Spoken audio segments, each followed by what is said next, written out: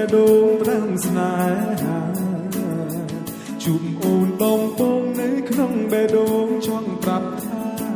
ទូអាយុតិចជាងថ្លៃតែចង់ប្រាប់ស្រីឲ្យអូនដឹងថាបងលួចស្នេហាទូបីជីវ៉ាមកចាំងជាងបងទូអូនមុខចាំងក៏បងស្នេហាទូចាំងជាងនឹងក៏បងមិនថាធ្វើមិនដេញកំបងលងស្នេហ៍ជីវ៉ាជាតិមុនជាប់កម្មជីវ៉ាអូយកុំខឹងបងនិយាយលេងទេម៉ាយស្នេហាទុំបងនៅក្មេងតែបងសន្យា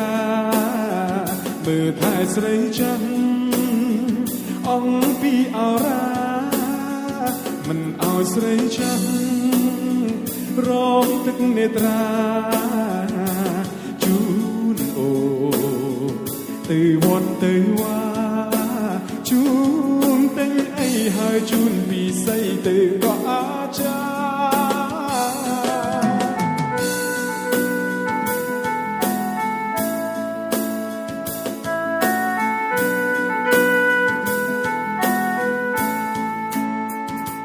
អូនដំបងនៅក្នុងបែដូងផ្ដាំស្នេហាជុំអូនដំបងនៅក្នុងបែដូងចង់ប្រាប់ថាទូអាយុតិចជាងថ្លៃ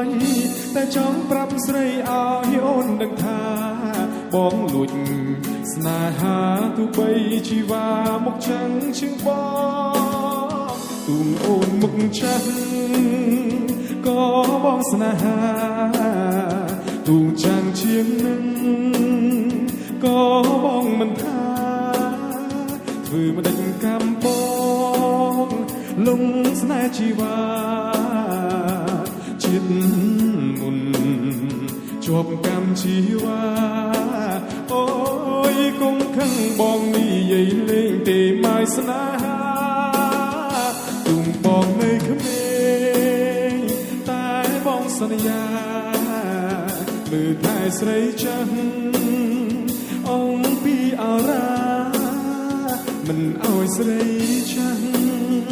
រងទឹកនេត្រាជូនអូនទៅវត្តទៅវ៉ាជូនតែងអីហើយជូនពីស័យទៅក៏អាចារ្យ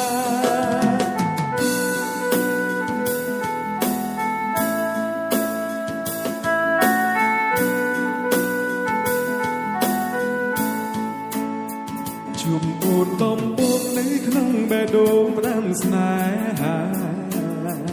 ជុំអូនដំបងនៅក្នុងបែដូងចង់ប្រាប់ថាទូអាយុតិចជាងថ្លៃតែចង់ប្រាប់ស្រីឲ្យអូនដឹងថាបងលួចស្នេហាទូបីជីវ៉ាមកចាំងជាងបងទូអូនមុខចាំងក៏បងស្នេហាទូចាំងជាងនឹងក៏បងមិនថាធ្វើមិនដេញកំបងលងស្នេហ៍ជីវ៉ា